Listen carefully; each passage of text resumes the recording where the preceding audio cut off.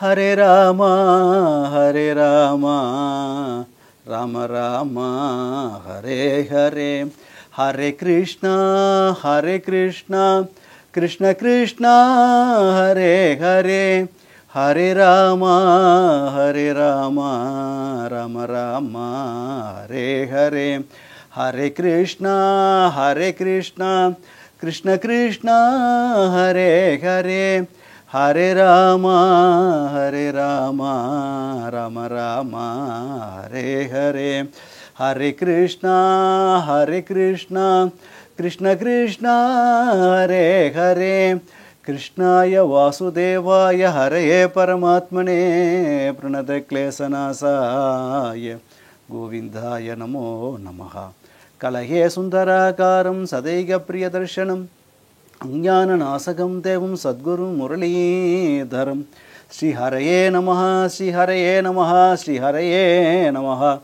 Gopika Jivana Smaranam Govinda Govinda Sadgurunath Maharaj ki Jai.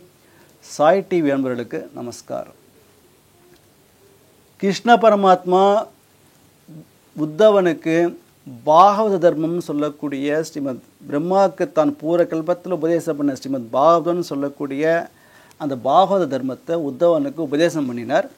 அதை கூட இருந்து மைத்ரேயர் கேட்டார். அப்போ உத்தவனை பார்த்து சொல்கிறார், உத்தவா இந்த நேரத்தில் விதுரன் இங்கே இல்லையே, இருந்தால் அவனுக்கு நான் உபதேசம் பண்ணியிருப்பேன், அவன் இல்லை, அதனால் என்ன இப்போ மைத்ரேயர் கூட கேட்டிருக்கார், இந்த மைத்ரேயர் அவருக்கு உபதேசம் பண்ணுவார், நீ பத்ரிகாஷ்ரம் கிளம்பிப்போ அப்படின்னு உத்தவனை கிளப்பி விட்டார்.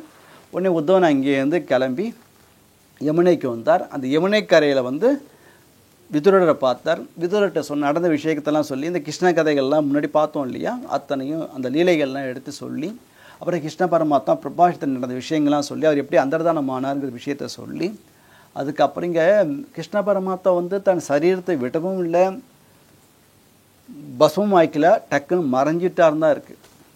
கிருஷ்ண பரமாத்மா அந்தர்தானமான எப்படி வந்தாரோ அது மாதிரி அந்தர்தானம் ஆகிட்டார்.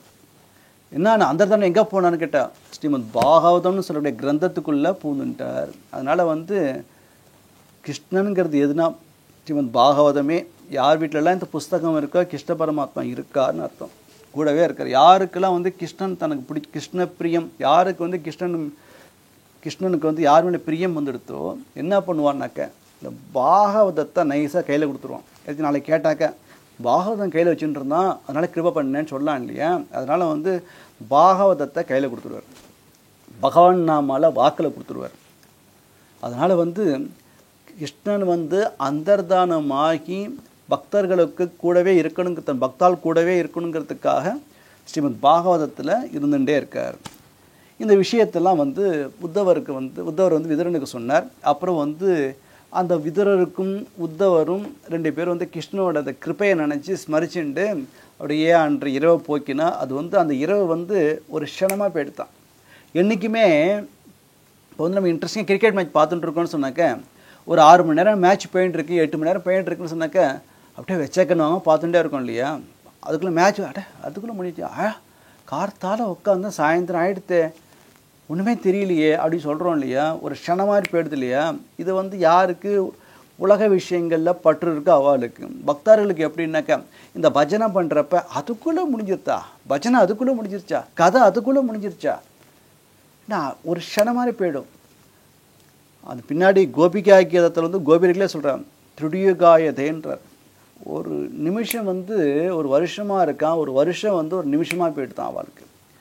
கிருஷ்ணன் நினச்சிட்டே இருந்தாக்க ஒரு வருஷம் நிமிஷமாக போய்டுறது, கிருஷ்ணனை விட்டு பிரிஞ்சாக்க ஒரு நிமிஷம் ஒரு வருஷமாக இருக்குது அப்படின்றான். அதனால் என்றைக்கும் ஏன்னாக்க அவன் நம்ம சரீர பந்து கிடையாது, ஆத்ம பந்துவாக இருக்கிறதுனால அவன் பிரியறச்ச மனசு அது நினைக்காமல் இருக்கிறப்ப ரொம்ப நேரம் இருக்கிற மாதிரி தோன்றது, அதையே நினச்சிட்டே இருந்தாக்க டக்குன்னு முடிகிற மாதிரி இருக்கு. அதனால் அந்த இரவு ஒரு க்ஷணத்தில் முடிஞ்சு போயிடுத்து. 2 பேரும் 3 பேரும் இருக்கா. இது இந்த யமுனையும் பாக்கியம் பண்ணியிருக்கா.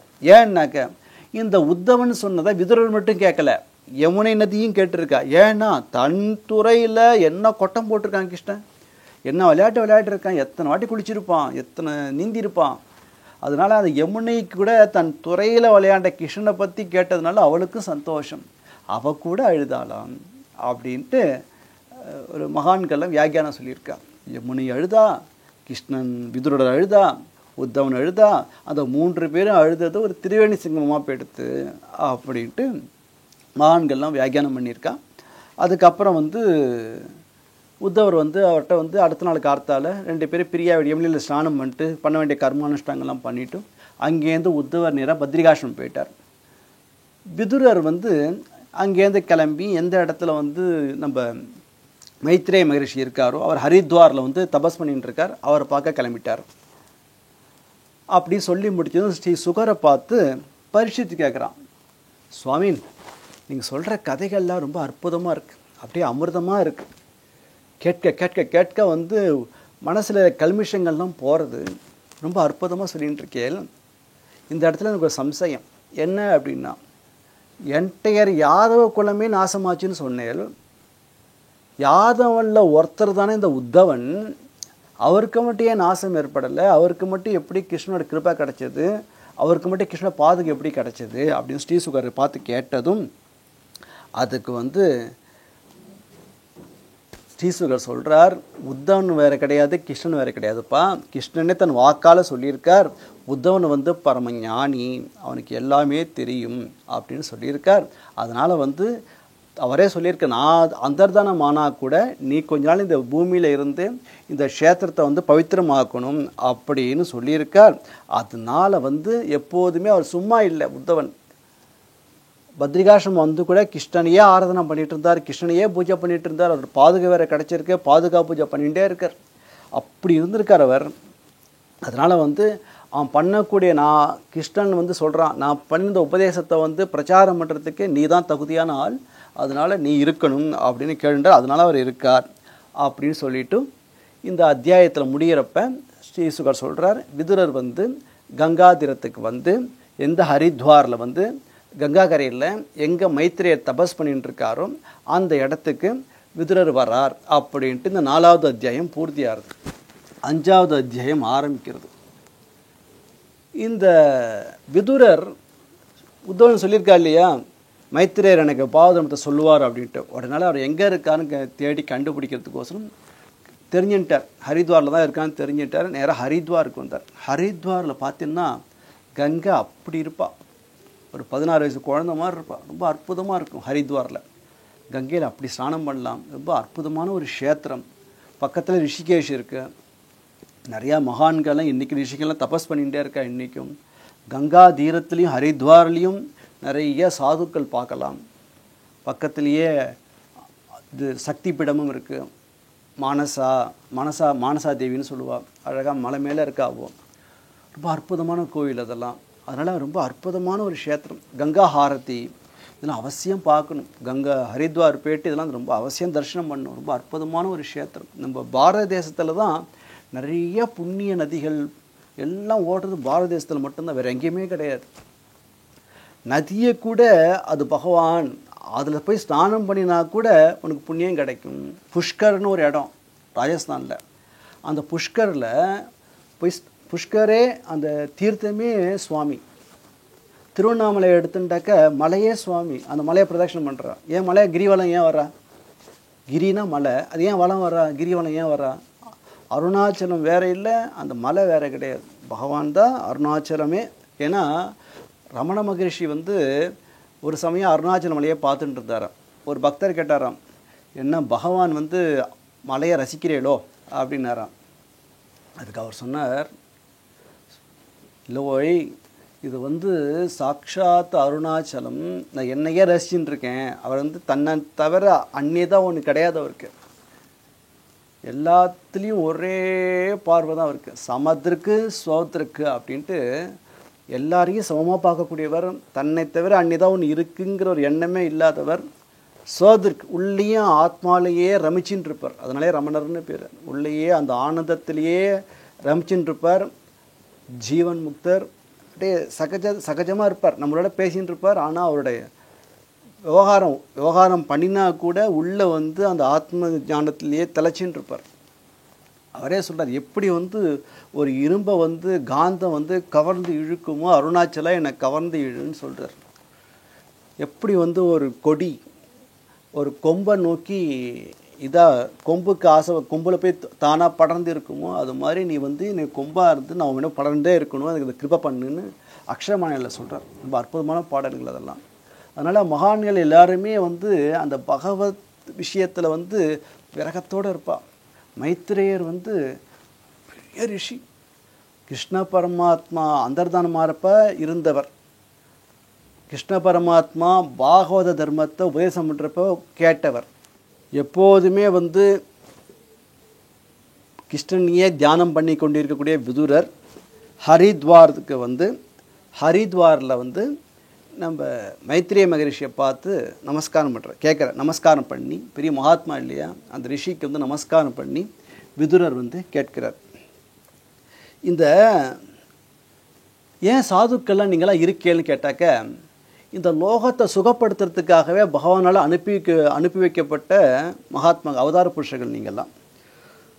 இந்த லோகத்தில் சுகாய லோகாய கர்மாணி யாரெல்லாம் கர்மாக்களை பண்ணி கொண்டு இருக்கிறார்களோ, ஏன்னா இந்த கர்மாவை பண்ணுறது லோகத்துலேருந்து என்ன பண்ணிட்டு இருக்கானுங்க, எல்லோரும் கர்மாவை பண்ணிட்டு இருக்கா, அது சுகம்னு நினச்சிட்டு இருக்கா.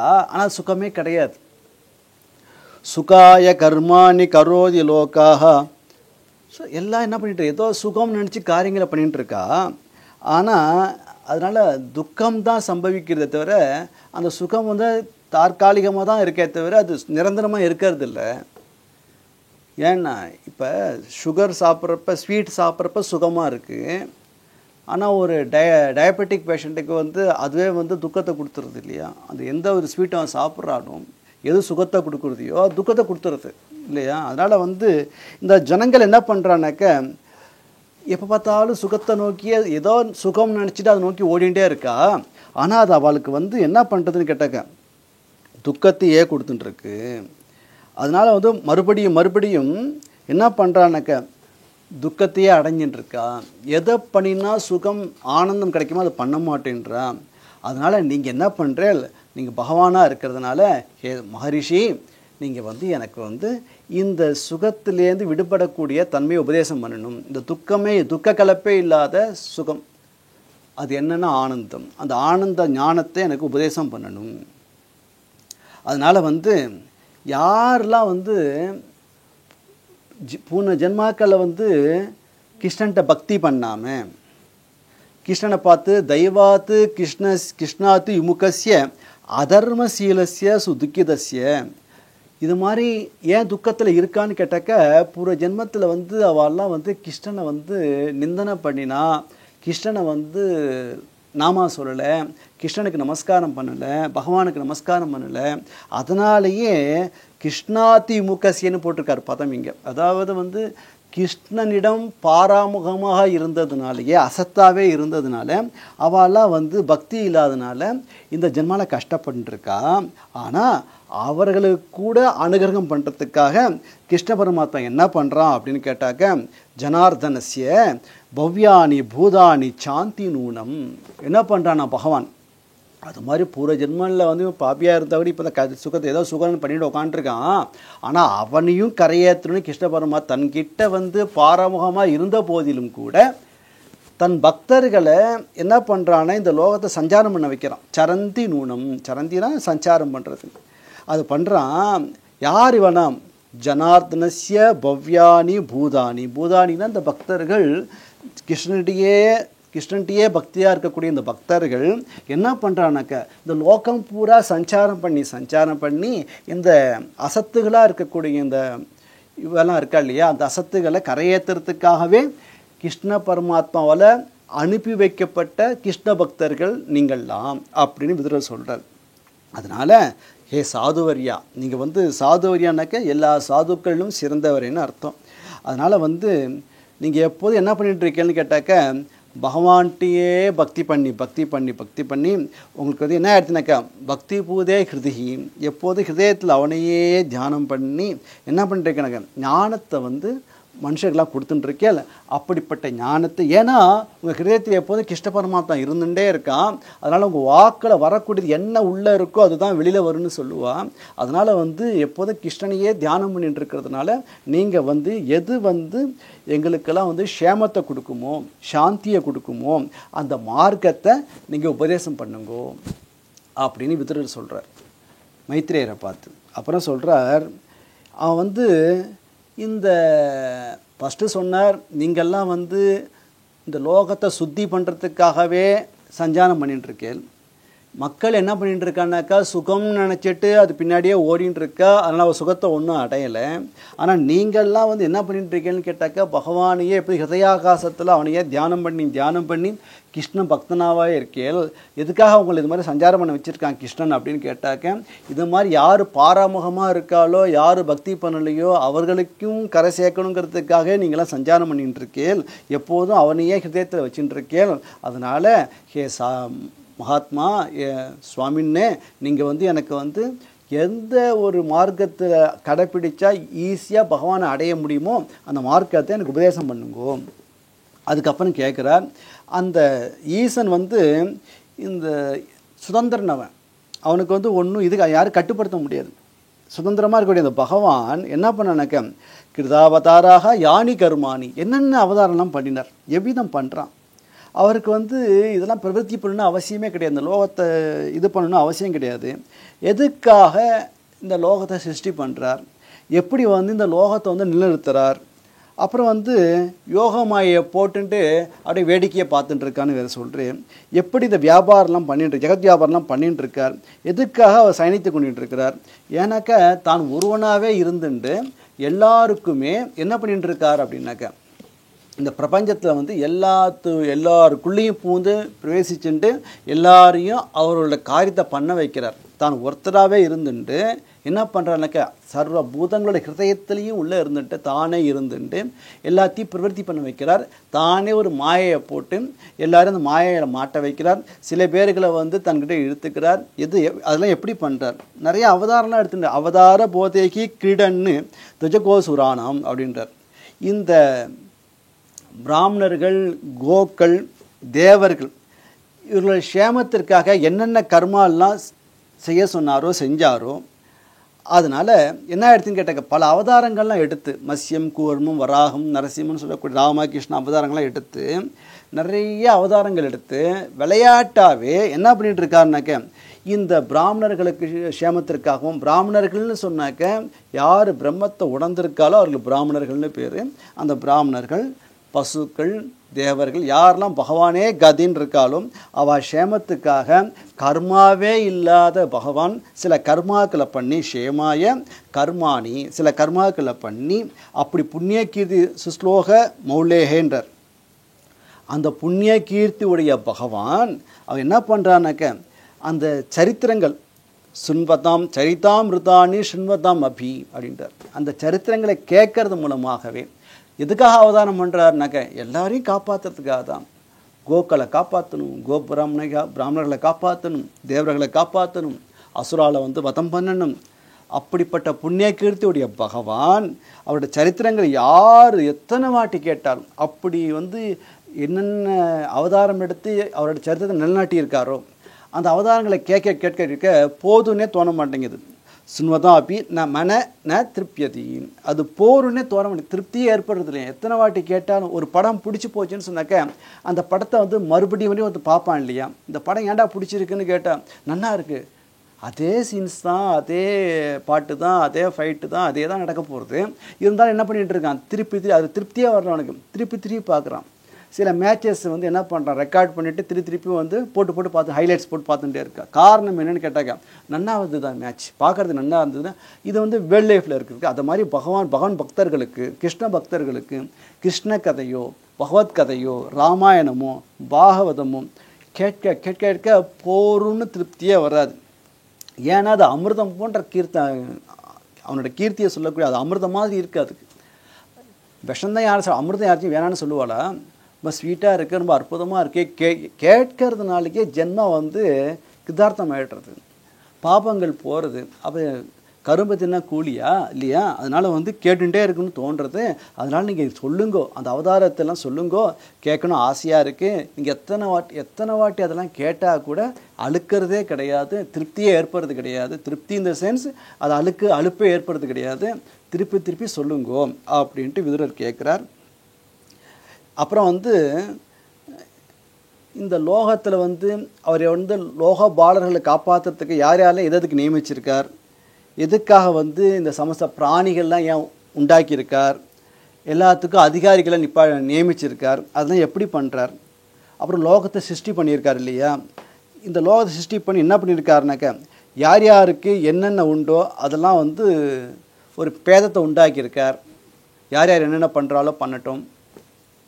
சில பேர் வந்து என்ன பண்ணுறாங்கன்னா அஞ்ஞானிகளாக இருந்துட்டு லோக விஷயங்களே பண்ணிட்டு இருக்கார். ஏன்னா மாயை தான் காரணம். இந்த மாயை எப்படி போட்டிருக்கா, இந்த பிரபஞ்சம் எப்படி நடக்கிறது, இங்கே சிருஷ்டிகள்லாம் எப்படி நடக்கிறது, ஏன் இப்படி இருக்கா, ஏன் அப்படி இருக்கா, அவளுக்கு என்னென்ன கர்மாக்கள் விதிச்சிருக்கார், எது எப்படி நடக்கிறது, இந்த லோகத்தை எப்படி கட்டி காப்பாற்றின்னு இருக்கார். ஆனால் எதுலேயும் பட்டுக்கவே மாட்டேன்றார். எல்லாத்துக்குள்ளேயும் இருக்கார், ஆனால் யாரையும் பட்டுக்கவே மாட்டேன்றார். நம்ம மூச்சு காற்று மாதிரி எல்லாருக்குள்ளேயும் பிராணன் போயிட்டு வந்துட்டுருக்கு. ஆனால் வாயு பகவான் யார்ட்டையும் ஒட்டுறதே கிடையாது. எல்லார் மூக்குலேயும் போயின்ட்டுருக்கார், ஆனால் யார்ட்டையும் ஒட்டுறது கிடையாது. அது மாதிரி இருக்கார். அதெல்லாம் நீங்கள் சொல்லுங்க. இதெல்லாம் வந்து வியாச சொல்லி நிறையா கேட்டிருக்கேன். ஆனால் நீங்கள் வந்து அது எத்தனை வாட்டி கேட்டாலும் போகணுன்னு தோண மாட்டேங்குது. நீங்களும் சொல்லுங்க. இது வந்து கேட்கறதுனால வந்து மேலும் மேலும் மனசு வந்து குதூகலமாக ஆகிடுறது. குதூகலமாகி அவனோட சரணத்தில் வந்து ஒரு தீவிரமான ஒரு பக்தி ஏற்படுறது. அதெல்லாம் நீங்கள் சொல்லிகிட்டே இருங்கோ அப்படின்னு கேட்குறார். அதனால் வந்து இது என்ன பண்ணுறதுன்னு கேட்டாக்க ரொம்ப அடுத்த ஸ்லோகத்தில் ரொம்ப அழகாக சொல்கிறார். இது வந்து புருஷஸ்ய கர்ணநாட்டிம் யாதகா பவப்பிரதாம் அப்படின்றது. யாரோட காதுக்குள்ளே இந்த கிருஷ்ணனோட கதைகள் கதா அமிர்தம் உள்ளே போகிறதோ என்ன பண்ணுறதுன்னா அது காது வழியாக போய் இந்த கிரகத்தில் இருக்கவங்களோட ஆசையை வந்து நாசம் பண்ணுறது. பவப்பிரதாம் கேகரதிம் சினத்தி. ஒரு கிரகஸ்தன் இருக்கான், அவன் அந்த கதைகளை கேட்கறதுனாலேயே அவன் கிரகஸ்தனாக இருந்தால் கூட என்ன ஆயிடுச்சுன்னு கேட்டாக்க அவனுக்கு வந்து அந்த காது வழியாக அந்த கிருஷ்ண கதையை கேட்டதுனாலேயே என்ன ஆயிடுதுன்னு கேட்டாக்க ஆசையெல்லாம் வந்து நாசமாயிடுறது, ஆசைகள் போயிடுறது அப்படின்னு சொல்கிறார். அதனால் எந்த ஒரு கங்கா தீர்த்தமானது அவரோட பாதத்திலேருந்து வந்ததோ அப்படிப்பட்ட அந்த கிருஷ்ண பரமத்துல கதையை வந்து யார் தான் வேணான்னு சொல்லுவா. அதனால் நீங்கள் நிறையா சொல்லுங்க. அதனால் உங்களோட சிநேகிதர் பரம பக்தர் கிருஷ்ண பக்தர் வியாசர் அவர் நிறையா சொல்லியிருக்கார். அது மகாபாரதம்லாம் எழுதியிருக்கார், நான் கேட்டிருக்கேன். ஆனால் வந்து எனக்கு என்ன தோன்றதுனாக்க எனக்கு இந்த ஹரி கதையிலேயே மனசு ஈடுபட்டுட்டே இருக்குது. ஹரேஹே கதாயம் கிரகீதஹான்றார். எப்போதும் வந்து என் மனசானது கிருஷ்ண கதையே நிலப்பட்டுருக்கு. அதனால் நீங்கள் எனக்கு சொல்லுங்கோ அப்படின்னு சொல்கிறார். மற்ற கதைகளில் வந்து எனக்கு வந்து ஏன்னா சாதாரண மனுஷனுங்களுக்கு வந்து என்னென்ன மற்ற கதைகளை கேட்குறப்ப வந்து அதில் ஆசை வருது. ஆனால் ஹரிபக்தர்களுக்கு கிருஷ்ண பக்தர்களுக்கு கிருஷ்ண கதை வந்து திருப்தி அப்படின்னு ஏற்படுறதே கிடையாது. கேட்க கேட்க கேட்க எத்தனை வாட்டி கேட்டாலும் அலுப்பே ஏற்படுறது கிடையாது. திருப்பி திருப்பி கேட்கணும் கேட்கணும் கேட்கணும்னு தோன்றது. அதனால் மகரிஷி நீங்கள் எனக்கு சொல்லுங்கோன்னு விதுரர் ரெக்வெஸ்ட் பண்ணுறார். மேற்கொண்டு நாளைக்கு பார்க்கலாம். சத்குருநாத் மகாராஜுக்கு ஜெய்.